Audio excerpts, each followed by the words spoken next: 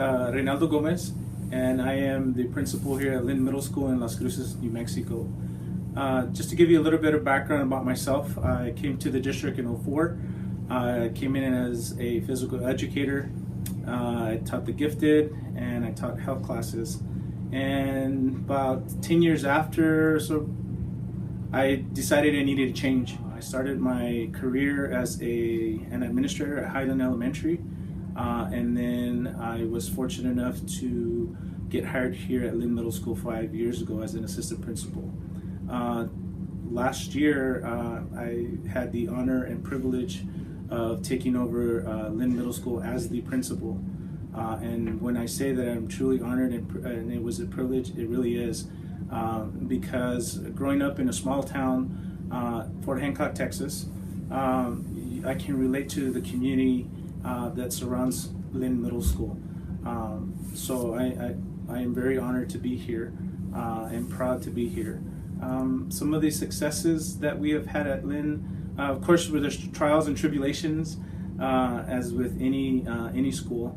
But a lot of the celebrations, we have great kids. I think we are that needle in the haystack of middle schools because we are classified as inner city.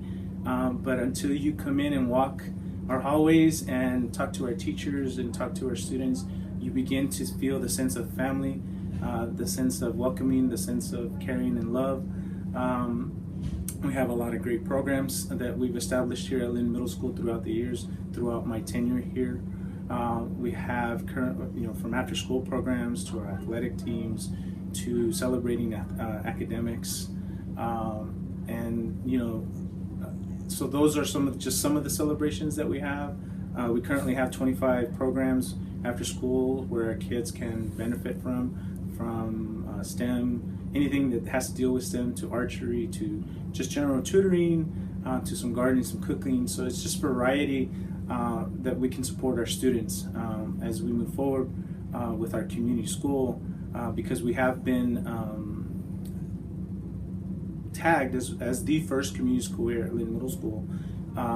We are, and the philosophy and the strategy behind community schools is to really embed and have that community support with not only with programs to support our students, but what can we do for our families within our community. So that's a celebration in itself. It has been a very slow process, but as we talk with our national expert, Kyle Surratt, and Mr. Greenberg, who is the district liaison here for Las Cruces Prep Schools, we know that a true and a full functioning community school is going to take about 10, 12 years down the road. But we are making sure that we set the foundation correctly so we could see it come to fruition down the road. So we're excited about where we're at. We've done some data. We've gathered some data. We're listening to our students. We're listening to our teachers, and we're implementing a shared leadership model here at Lynn Middle School. So we're excited about all the things that encompass Lynn Middle School. Some of the challenges is really getting information out and really to our parents and to the community about what we're doing. While at times the internet and technology can be great, but sometimes it can be limited because some of our families don't have the technology to be able to hear or see what we're doing here at Lynn Middle School. But as we move with the process and the strategy of community schools, we're gathering information as to how can we go and do the outreach to our parents. We have 5 elementaries that are part of our community. That's Conley, Hermosa Heights, University Hills, Valley View, and Hillrise, and those that sector of elementaries feed into Lynn Middle School. So we're going to do some outreach. We have a plan, and the unfortunate thing is that it takes time. But like I mentioned earlier, we want to do it correctly to ensure that our community school here at Lynn is successful down the road. You talked about shared leadership. What do you mean by that? Shared leadership is one of the pillars of community schools, and that really when we look at shared leadership, it's easy for me to make decisions as a principal, but that's not my philosophy. That never has been my philosophy. My philosophy has always been to embed and collaborate with students, staff, and families because it is their school. I'm here as kind of just to facilitate and make sure things are run properly, students are safe and sound, and they're getting that they're getting a quality education. So when I say shared leadership, we're listening to teachers, we're giving them the opportunity to be leaders within the school, make decisions on what kind of assessments, what kind of materials that we're going to buy, what kind of technology we're going to buy. And as for the kids, their biggest thing is maybe what type of menu items they can